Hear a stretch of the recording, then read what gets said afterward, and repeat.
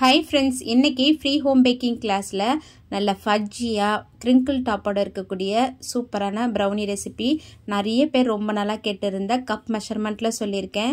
வீடியோட எண்டில் ஒரு குட் நியூஸ் சொல்கிறேன், வீடியோ ஸ்கிப் பண்ணாமல் பாருங்கள். இப்போ 250 ml கப் இருக்கு இல்லையா, அந்த மெஷரிங் கப்பில் 3/4 கப் அளவுக்கு டார்க் காம்பவுண்ட் எடுத்துக்கலாம். எடுத்துட்டு 1/4 கப் அளவுக்கு இருக்கு இல்லையா, அந்த கப்பில் பட்டர் நம்ம கரெக்டாக மெஷர் பண்ணி எடுத்துக்கலாம். இதை ரெண்டுத்தையும் ஓவன் ப்ரீட் பண்ணுவோம் இல்லையா, அந்த ஓவனில் ஒரு 2-3 மினிட்ஸ் வச்சிங்கன்னா சூப்பராக மெல்ட் ஆகி வந்துடும்.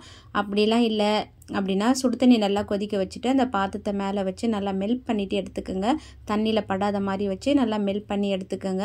அதுக்கப்புறம் 250 ml கப்பில் 3/4 கப் அளவுக்கு மைதா மாவு எடுத்துக்கிறேன். எடுத்துட்டு மீதி 1/4 கப் அளவுக்கு நம்ம கொக்கோ பவுடர் எடுத்துக்கலாம். இந்த மாதிரியும் அளந்து எடுத்துக்கலாம். அப்படி இல்லைன்னா 1/2 கப் ஒன்று 1/4 கப் ஒன்று மெஷரிங் கப்பாக வச்சுக்கோங்க. 1/2 கப்பில் 1 கப் மைதா மாவும் 1/4 கப் மைதா மாவு எடுத்திங்கன்னா 3/4 கப் வந்துடும்.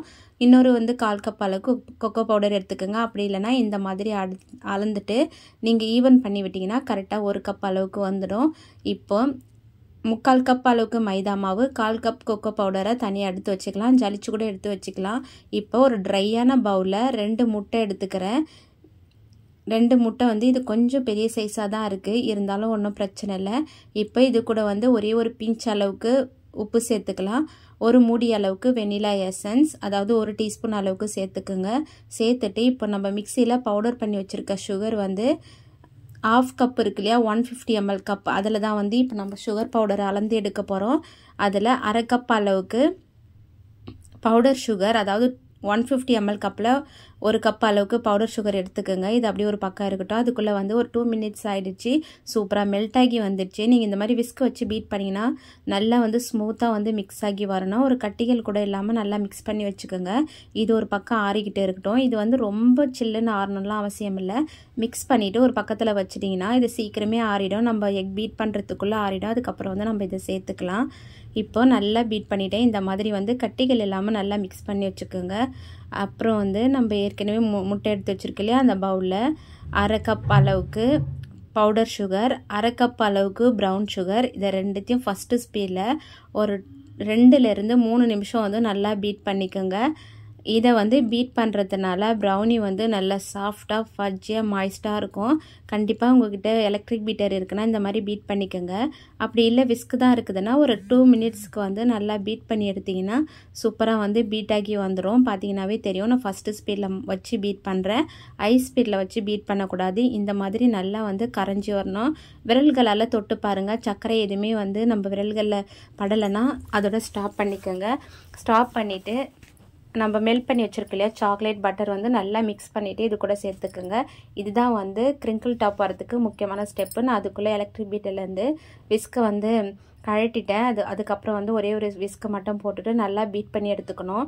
என்னென்னா இந்த சாக்லேட்டு, பட்டர், இந்த முட்டை இது எல்லாமே நல்லா மிக்ஸ் ஆகி வரணும். அப்போ தான் நல்லா கிரிங்கிள் டாப் நம்மளுக்கு கிடைக்கும். பார்த்தீங்கன்னாவே தெரியும். இந்த மாதிரி ஒரு ஷைனியாக ஒரு இது தெரியணும். அப்போ தான் சூப்பராக இருக்கும் ப்ரௌனி. இப்போ நல்லா மிக்ஸ் பண்ணிக்கோங்க. மிக்ஸ் பண்ணிவிட்டு இப்போ இதுக்கப்புறம் பீட்டர் தேவைப்படாது. ஆஃப் பண்ணி எடுத்துட்டு நம்ம அளந்து எடுத்து வச்சுருக்கோம் இல்லையா மைதா மாவும் கொக்கோ பவுடரும், அது இது மாதிரி ஒரு ஜல்லடையில் போட்டு ஒரு 4லேருந்து 5 பேட்சாக கொஞ்சம் கொஞ்சமாக சேர்த்து விஸ்க்லேயே பீட் பண்ணிக்கோங்க. விஸ்க் இல்லைன்னா ஸ்பேச்சுலா. விஸ்கில் பீட் பண்ணும் போது நம்மளுக்கு மிக்ஸ் பண்ணும் போது ஈஸியாக இருக்கும். அதுதான் எனக்கு ஈஸியாக இருக்கும். இந்த ஸ்பேச்சுலா பார்த்தீங்கன்னா என்னோடய ரெட் கலர் ஸ்பேச்சுலா எல்லா வீடியோலையும் காட்டியிருப்பேன். அது எங்கே மிஸ் ஆச்சுன்னே தெரில. இந்த குட்டி ஸ்பேச்சுலா வாங்கினா அது அந்தளவுக்கு எனக்கு கம்ஃபர்டபுளாக இல்லை. பார்க்கும் போதே தெரியும். அது எனக்கு ரொம்ப ஈஸியாக இருக்கும், நல்லா வளைஞ்சு கொடுக்கும். அது நான் பேக்கிங் ஷாப் போகும்போது தான் அதை வாங்கிட்டு வரணும். இப்போ பார்த்தீங்கன்னா கொஞ்சம் கொஞ்சமாக 3 to 4 பேட்சாக கொஞ்சம் கொஞ்சமாக சேர்த்து ஸ்லோவாக பீட் பண்ணிக்கோங்க. ரொம்ப ஸ்பீடாக பண்ணக்கூடாது. நான் வீடியோவில் ஸ்பீடாக பண்ணுற மாதிரி தான் இருக்கும். ஏன்னா வீடியோவை ரொம்ப நேரம் லென்த்தாக போட்டிங்கன்னா பார்க்க மாட்டீங்க. அதனால் வீடியோவை ஸ்கிப் பண்ணிவிட்டு ஸ்பீடு வச்சுருக்கேன். இப்போ கொஞ்சம் கொஞ்சமாக சேர்த்து நல்லா மிக்ஸ் பண்ணி எடுத்துட்டேன். நம்ம விஸ்கில் என்ன தான் பீட் பண்ணாலும் இந்த மாதிரி ஒரு ஸ்பேச்சுலா வச்சுட்டு சைட்லலாம் நல்லா எடுத்து விட்டு அடியில் மைதா மாவு தங்கியிருக்கும் அதை எல்லாத்தையும் சேர்த்து நல்லா மிக்ஸ் பண்ணி எடுத்துக்கலாம். இது மிக்ஸ் பண்ணும் போதே நல்ல ஒரு ஸ்மெல் வரும். அந்த ப்ரௌனி பேட்டர் அப்படியே கொஞ்சம் ஒரு ஸ்பூன் எடுத்து சாப்பிட்டுலாமான்னு இருக்கும். அந்த அளவுக்கு வாசனை சூப்பராக வரும். இந்த மாதிரி நல்லா மிக்ஸ் பண்ணிக்கோங்க. இது ஒரு வெயிட் என்ன வந்திருக்குன்னு நான் வீடியோலேயே காட்டியிருக்கேன். இப்போ நல்லா மிக்ஸ் பண்ணதுக்கப்புறம் 9 இன்ச் கேக் டின் எடுத்துக்கிறேன். உங்களுக்கு நல்ல ஒரு ஹைட்டு வேணும்னா 8 இன்ச் டின்னு கூட எடுத்துக்கலாம். நிறைய பேர் கேட்குறீங்க நீங்கள் என்ன பார்ச்மெண்ட் பேப்பர் யூஸ் பண்ணுறீங்கன்னு. ஆயில் ஃப்ரீ பட்டர் ஷீட் நம்ம ஆன்லைனில் சர்ச் பண்ணி பார்த்தாவே நிறைய வரும். உங்களுக்கு எது ரேட்டு கம்மியாக இருக்கோ அதை கூட வாங்கிக்கலாம். எல்லாமே நல்லா தான் இருக்கும். நானும் அப்படி தான் வாங்கியிருக்கேன். நிறைய வீடியோவில் லிங்க் கூட கொடுத்துருக்கேன். நீங்கள் இதுக்கு முன்னாடி போட்ட வீடியோலாம் கமெண்ட் பாக்ஸில் பார்க்கும்போது நிறைய பேர் லிங்க் கேட்டிருந்தீங்க, அவங்களெலாம் கொடுத்துருக்கேன். அப்படி செக் பண்ணிங்கன்னா நீங்களும் போய் செக் பண்ணிவிட்டு வாங்கிக்கலாம். நிறைய பட்டர் ஷீட் இதை விட ரேட்டு அதிகமாக இருக்குது. நம்மளுக்கு எது அஃபோர்டபுளாக இருக்கோ அதை பார்த்து வாங்கி வச்சுக்கலாம். இப்போ பார்த்தீங்கன்னா ஓவனை 180 டிகிரிக்கு 30 நிமிஷம் top and bottom rod on பண்ணிவிட்டு என் பேட்டரை ரெடி பண்ணி உள்ளே வச்சுட்டேன். உள்ளே வச்சுட்டு சூப்பராக பேக் ஆகிட்டு இருக்குது. இப்போ பார்த்தீங்கன்னாவே தெரியும் 30 நிமிஷத்தில் பேக் ஆகிடுச்சு. சூப்பராக ஒரு ஸ்மெல்லோட ப்ரௌனி ரெடி ஆகிடுச்சு. நல்லா ஆறணும். ஆறினதுக்கப்புறம் நல்ல ஹைட்டாக இருக்கும் ப்ரௌனி. கொஞ்சம் கம்மியாகும். ஆறினதுக்கப்புறம் கொஞ்சம். இப்போ இதோட வெயிட்டை உங்களுக்கு காட்டியிருக்கேன் பாருங்கள். நம்ம அந்த போர்டை வச்சுட்டு அந்த டேர் பட்டன் அழுத்திட்டிங்கன்னா 0க்கு வந்துடும். அதுக்கப்புறம் நம்ம அந்த ப்ரௌனி பேக் ஆனதை எடுத்து வச்சு பார்த்தீங்கன்னா 622 கிராம் அளவுக்கு இருந்தது. 622 கிராம் அளவுக்கு இருந்தது. இதை கட் பண்ணிவிட்டு இதிலேருந்து ஒரு பீஸை மட்டும்தான் நான் எடுப்பேன். மீதி அப்படியே பேக் பண்ணி கொடுத்துருவேன். உங்களுக்கு பார்க்கும்போதே தெரியும். அதாவது ஹோம் டெலிவரி வீட்லேயே வாங்கிப்பாங்க இல்லையா, அவங்களுக்குலாம் நான் எக்ஸ்ட்ராவே பேக் பண்ணி கொடுத்துருவேன். நம்ம கொரியர்லாம் பண்ணோம்னா அந்த அளவுக்கு எக்ஸ்ட்ரா கொடுக்க முடியுமானோ என்னன்னு தெரியல. நான் என்ன ஒரு குட் நியூஸ் வீடியோவில் ஸ்டார்டிங்லேயே சொல்லியிருப்பேன். என்னன்னு பார்த்தீங்கன்னா, நான் இப்போ ப்ரௌனி, பிஸ்கட், குக்கீஸ், அப்புறம் இந்த மார்பிள் கேக், டீ கேக், இந்த மாதிரி நிறைய புட்டிங் கேக் இதெல்லாம் சேல் பண்ணலான்னு இருக்கேன் ஆன்லைனில்.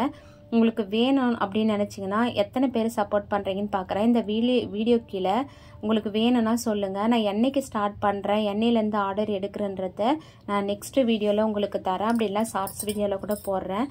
ஏன்னா நிறைய பேர் வாங்கி சாப்பிட்றவங்க ரொம்ப நல்லா இருக்குது சிஸ்டர், எங்களுக்கு தெரிஞ்சவங்களுக்கு கொரியர் அனுப்பி விடுறீங்களா அப்படின்னு கேட்குறாங்க. நான் இது வரைக்கும் கொரியர் அனுப்பினதில்லை. ஏன்னு கேட்டிங்கன்னா எனக்கு ஒரு சின்ன பயம்தான். ஏன்னா டேமேஜ் ஆகிட்டு நம்மளோட பேர் கெட்டு போயிடக்கூடாது இல்லையா, அதனால தான் எனக்கு இது வரைக்கும் கொரியர் பண்ணதில்லை. எங்கள் வீட்டில் இருந்து ஒரு 5-6 ஸ்டாப்பிங் தள்ளி தான் கொரியர் ஆஃபீஸ் இருக்குது. எடுத்துமே கொடுத்து கொரியர் பண்ணுறதுக்கு கொஞ்சம் பயமாக தான் இருக்குது. அந்த தயக்கத்தை போக்கிட்டு இதுக்கப்புறம் சேல் பண்ணலான்னு இருக்கேன். ஏன்னா நிறைய பேர் அந்த குக்கீஸ், பிஸ்கெட்லாம் கேட்குறீங்க. ஒரு சிஸ்டர் வேறு ஏதோ ஒரு சேனலில் பார்த்துட்டு பிஸ்கெட்டோட ரேட்டு கேட்டிருக்காங்க போல இருக்குது. 1/4 kg 400 to 500 வரைக்கும் இருக்குன்னு சொன்னாங்க. நம்மலாம் அந்த அளவுக்குலாம் இல்லை, ஓரளவுக்கு ப்ராஃபிட்டோடு தான் வச்சு சேல் பண்ணுறோம். நான் என்னென்ன ரேட்டு கொடுக்குறேன்றத நெக்ஸ்ட் வீடியோவில் சொல்கிறேன். இந்த ப்ரௌனி பார்த்தீங்கன்னா 1/2 kg 500. இது ஸ்டார்ட் பண்ணும் போது என்ன ரேட்டு கொடுக்குறேன்றத சொல்கிறேன். Bye friends.